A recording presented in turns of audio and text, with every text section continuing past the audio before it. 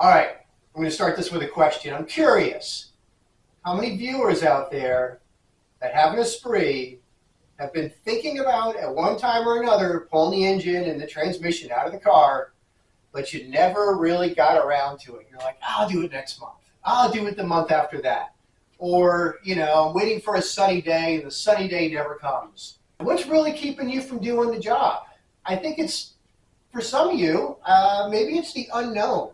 Not really knowing what you're getting into. You haven't done it with somebody before, so there's a little bit of hesitation. You're like, do I have the right tools? Can I get this done? This video series, we got like 4 videos here. What we're going to do, we're going to pull the motor out in the gearbox out of this black Esprit, and we're going to take it out. We're going to do a refresh. We're going to do it pretty fast, and then we're going to put it back in the car. We're going to fire it up and get the car on the road. Why are we doing it? Here's why we're doing it. This car was painted not too long ago, and the engine was in the car when they did the paint job. What happens in the paint shop?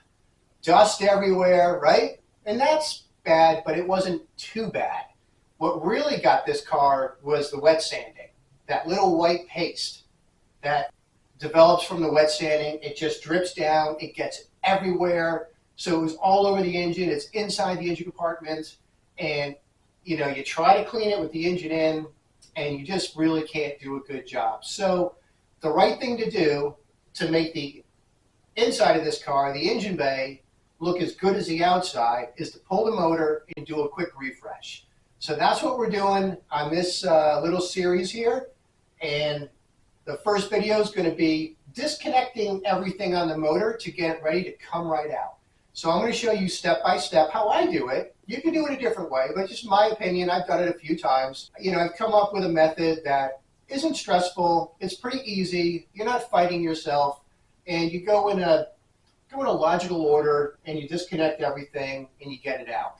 Video 2 is going to be taking the motor out. I'm going to show you how to do that with a load leveler, how easy it is, and how to keep the motor from tilting and wanting to go to one side or the other. It just comes right out nice and easy. And we're going to do it without making a mess. No oil on the floor, no antifreeze on the floor, no brake fluid everywhere. Well, maybe a little bit, but not a disaster. And we're going to keep the parts organized, and we're going to do this job. It's going to be pretty fun. I'm looking forward to getting it done, getting the motor back in, looking good the way it should, so it matches the rest of this car. So let's roll with part 1, which is, let's step through how we disconnect everything and get it ready to come out of the car without making a mess. All right? Let's do it. All right, first thing I do when pulling the motor is take off this side panel and go after these connections, because what I'm trying to do is get this tray over the transaxle with the ignition box. That's got to come out first.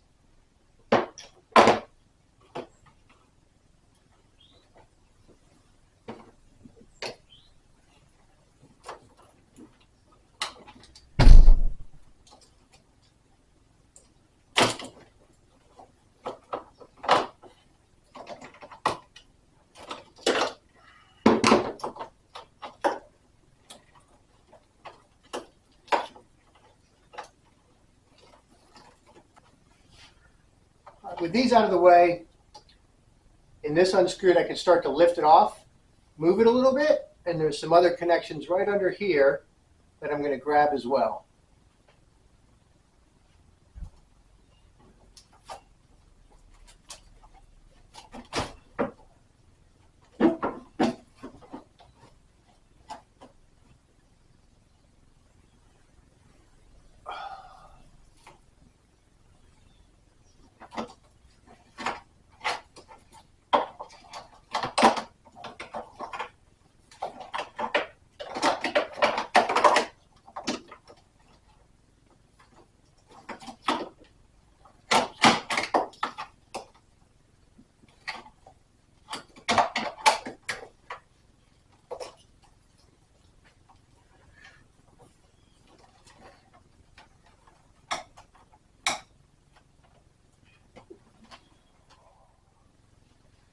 All right, now with this out of the way, the next thing I'm going to do is jack the back of the car up.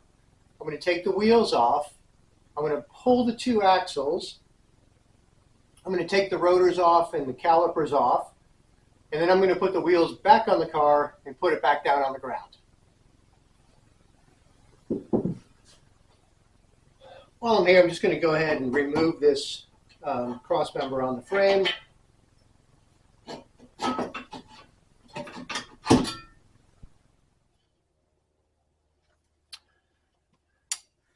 All right, next we're going to hit these rear axles. We're going to drop these. We're going to hit these bolts right here.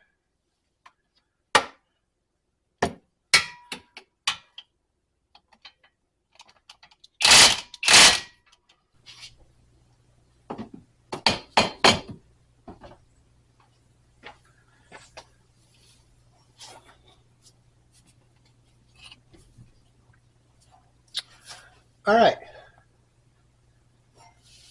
With the axle out of the way, I'm going to disconnect the brake caliper and then hit the 3 bolts on the rotor.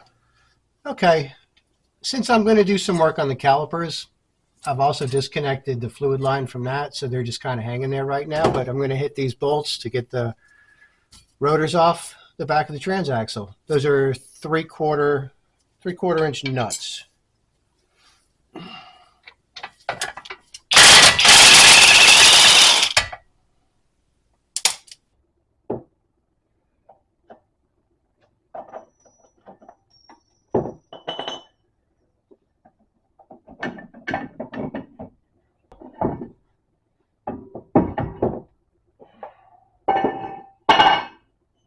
All right, so that job's done. I just got the axle hanging here right now. The other side's the exact same way. All right, I'm going after the solid shift linkage here. I already disconnected it up front from the pivot lever near the motor mount. That was a 17 millimeter and a 13 millimeter wrench. Got that off pretty easy. Same back here, 17 and 13.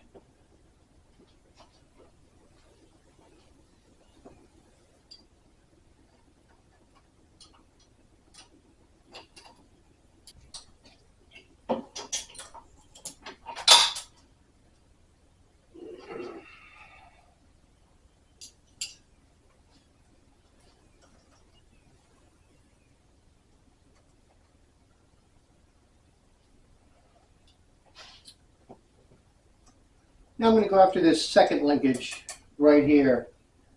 That goes from just under the slave cylinder to the shift mechanism here on the gearbox.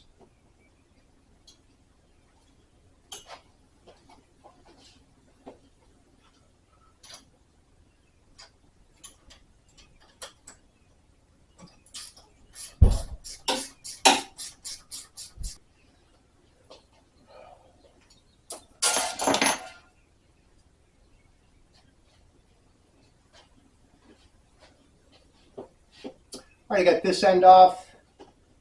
I'm going to go up to where the bell housing meets the engine block and disconnect that. All right, slave cylinder's out. With that removed, kind of focusing back here right now. The next thing to remove is the exhaust system. So let me get to that. So I'm going after the exhaust back up in here. But before I do that, I want to get this heat shield out of the way right here. 4 10 millimeter bolts.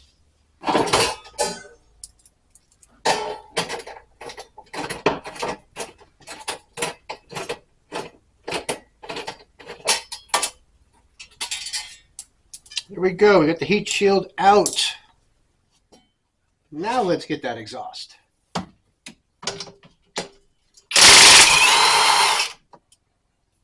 Before I take that last bolt out, I'm going to go up and disconnect that O2 sensor.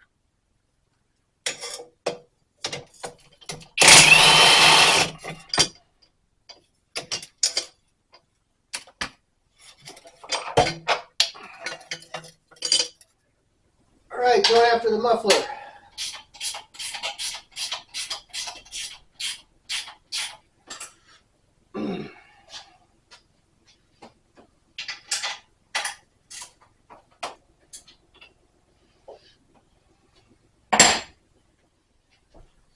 So we got everything off back here except for the gearbox mounts to the chassis. So while the car is jacked up with the tires off, I'm going to finish doing everything I need to do under the car. And right now that consists of disconnecting the Bosch fuel distributor from the chassis bracket and then pulling that up the top. And then I got to hit the front motor mounts, get those unbolted, take the nuts off the bottom, but leave the studs in. They won't come all the way up, but you pull the motor out with the studs just hanging through those motor mounts. And while I'm under there, I can also disconnect the vacuum pump, the vacuum lines, and might get some heater hoses while I'm under there. That's kind of about it. One thing I do have to do, though, before I start messing with heater hoses, is go ahead and drain the coolant. I think I'll go ahead and disconnect the fuel feed lines, return lines, and distributor lines from the Bosch unit right now, so I can unbolt it from the chassis and pull that whole unit out and get it out of the way.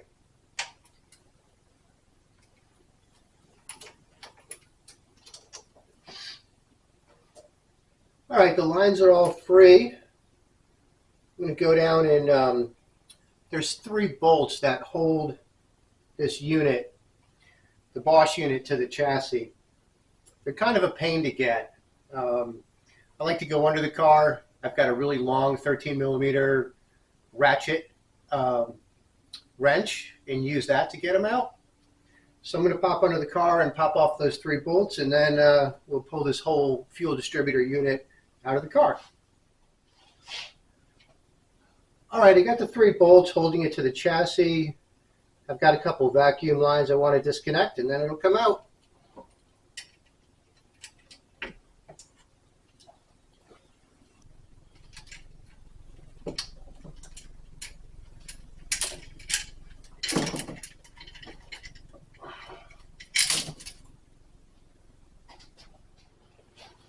All right, now that I have this out of the way, there's a few miscellaneous things here I'm going to take off to get out of the way. The air hose from the turbo to the airbox, I'm going to remove that. There's 2 other wire connections here from the wiring harness that come out of the side panel. I'm going to disconnect those. Those go to the engine. And then I've got the vacuum lines. I'm just going to pop those off. And then the vent tube for the crankcase. I'm going to pull that out of the way. And that'll really clean this whole area up. There's one more vacuum line I need to get, but I kind of need to jump in there and reach up and unplug that. I think it's going to the thermal ignition valve, the TIV.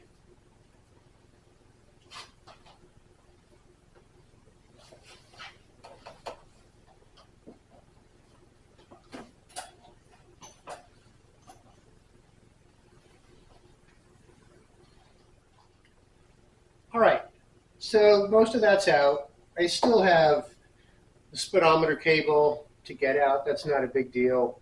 I've got the power lines from the battery to the starter. I'm going to disconnect those. But I think right now I'm going to go after those 2 main AC lines. And the system is not pressurized. I already checked that.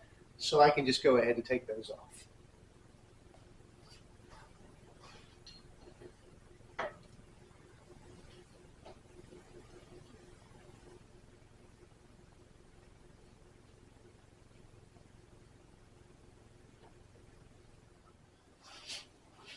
All right, let's get these AC lines.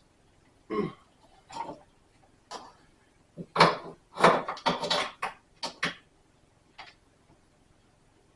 right, both AC lines are disconnected. I tucked them into the frame here just to get them out of the way. I'm going to go after the 2 oil feed lines now that go up to the oil cooler and return. All right, these are a pain. No matter how hard you try to get these to not leak, they're going to leak. So I've got these 2 red screw-in caps. When I pull the lines off, I'm going to screw these in and then lift those lines up out of the way so I don't have to deal with spilt oil all over the garage floor. Even though I know I'm still going to get some because it's going to come out of that oil adapter where the oil filter mounts. All right, while I was down here, the pivot arm for the shift linkage, there's a bracket with 3 10-millimeter bolts that bolts to the chassis right above the motor mounts. And I need to take that off so when I lift the motor mount, when I lift the engine out of the car, that motor mount can lift right up. So I just removed that and pushed it out of the way. So next,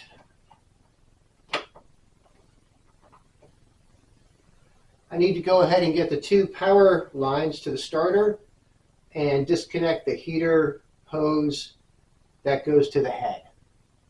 I actually couldn't get the nut off the starter that holds the power lines on because there's 2 big wires on there and they had bent over the side of the nut, so I couldn't get anything on the nut. So I just pulled the 2 bolts from the starter.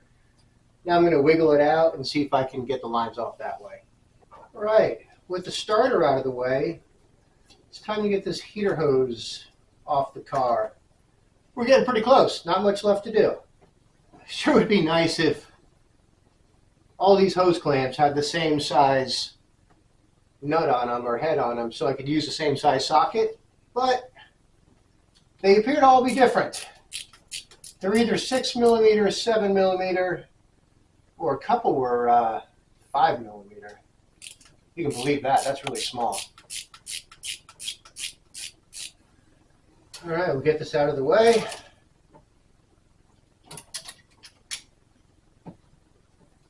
We're looking pretty good over here. I see there's a ground strap that goes from the motor mount to the block. So I need to disconnect that. And then the only thing we have left, the upright coolant hose right here, I've got to disconnect that from the thermostat housing. And then on the other side of the car, I still have to get the vacuum pump disconnected and the radiator hose on the other side, and then there's a heater hose on the other side as well. And then the throttle linkage, and I'm thinking that might be it. So we're real close. Let me get that ground wire right now. All right, we're just about there. I just unscrewed the speedometer cable from the transaxle, so this is free. Set that aside.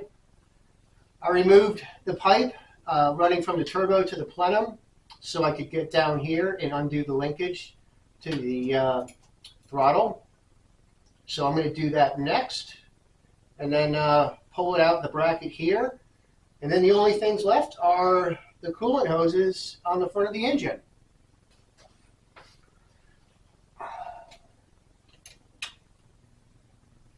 All right, throttle cable's off. Now, my least favorite part of the job.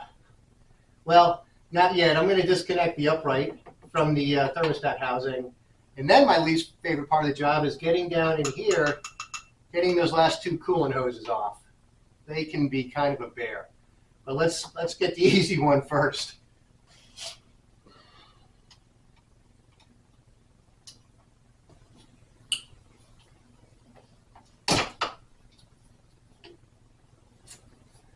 Okay, that's done.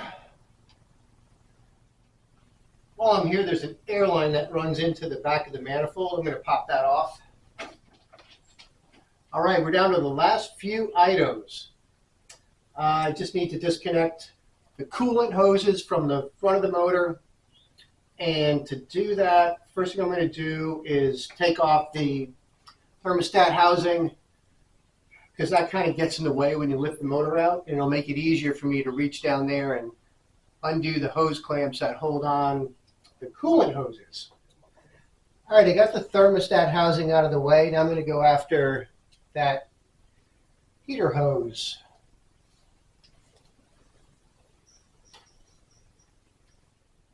Okay, so here's where we are. I got the heater hose off in front of the motor. That came off pretty easily. The large radiator hose that goes into the water pump, I couldn't get that off. The hose clamp had rotated in a way such that I just couldn't get anything on it to unscrew it. So, you know, I'm pulling the motor anyway. I don't really care. I just went under the car, and there's another, you can dislocate it by the chassis. That one was like welded on there as well. Couldn't get it off, so I just cut the hose. I'll get the engine out. It'll be a lot easier to get it off the front of the water pump, and then I'll just go into the chassis and pop it off there and put a new hose on when I put the engine in. I just didn't want to deal with it. Other than that, the air pump is disconnected.